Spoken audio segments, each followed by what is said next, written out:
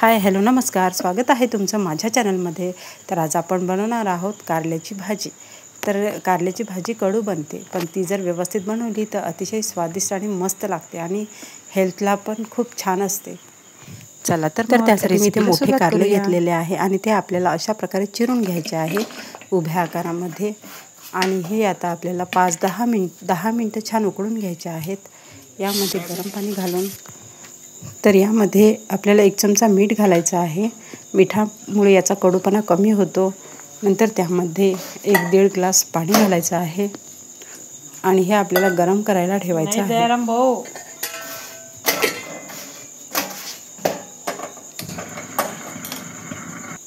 तर हे आपले कारले छान शिजेपर्यंत आपल्याला थोडा मसाला तयार करून घ्यायचा आहे। त्यासाठी मी इथे 1 वाटी शेंगदाणे घेतलेले आहे। शेंगदाणे आपल्याला छान खमंग भाजून घ्यायचे आहेत। शेंगदाणे छान भाजायला लागले की त्यामध्ये टाकायचं आहे लसूण आणि नंतर घालायचे आहे त्यामध्ये हिरव्या मिरच्या। नंतर यामध्ये थोडं तेल घालून याला छान परतून घ्यायचं आहे।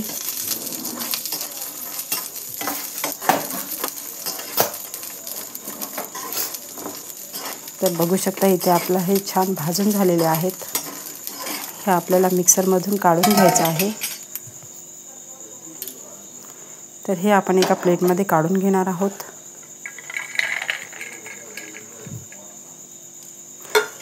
त्यानंतर हे आपल्याला एवढं सगळं मिक्सरमधून काढून घ्यायचं आहे। त्यानंतर हे कारले पण आपले शिजत आले आहे। याला 80% शिजून घ्यायचे आहे, जास्त शिजू नाही द्यायचे। तर बघू शकता इथे कारले आपले छान शिजलेले आहेत। हे आपण एका प्लेटमध्ये काढून घेऊया।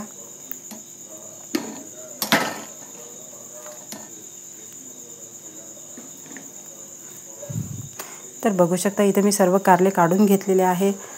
त्यानंतर आपल्याला हे मिक्सरमधून काढून घ्यायचं आहे।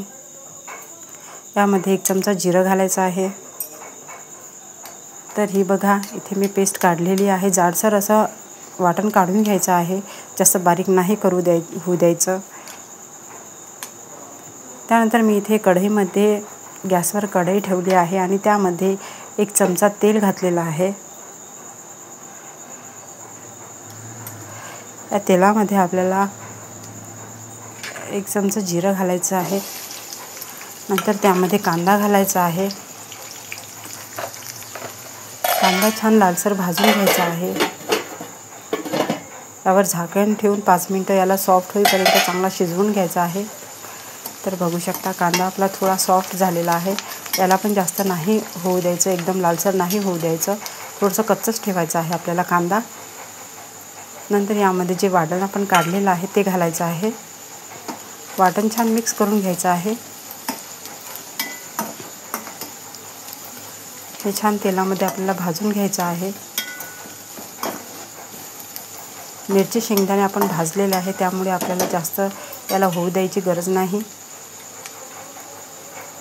नंतर यामध्ये घालायचं आहे 1 चम्मच हळद, 1 चम्मच मीठ।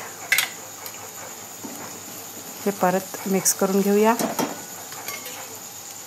नंतर यामध्ये घालायचे आहेत आपल्याला कारले।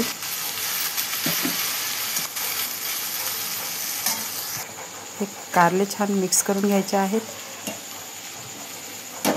नंतर यावर झाकण ठेवून याला 10 मिनिटं वाफवून घ्यायचं आहे। तर बघू शकता कारले आपले छान शिजलेले आहेत।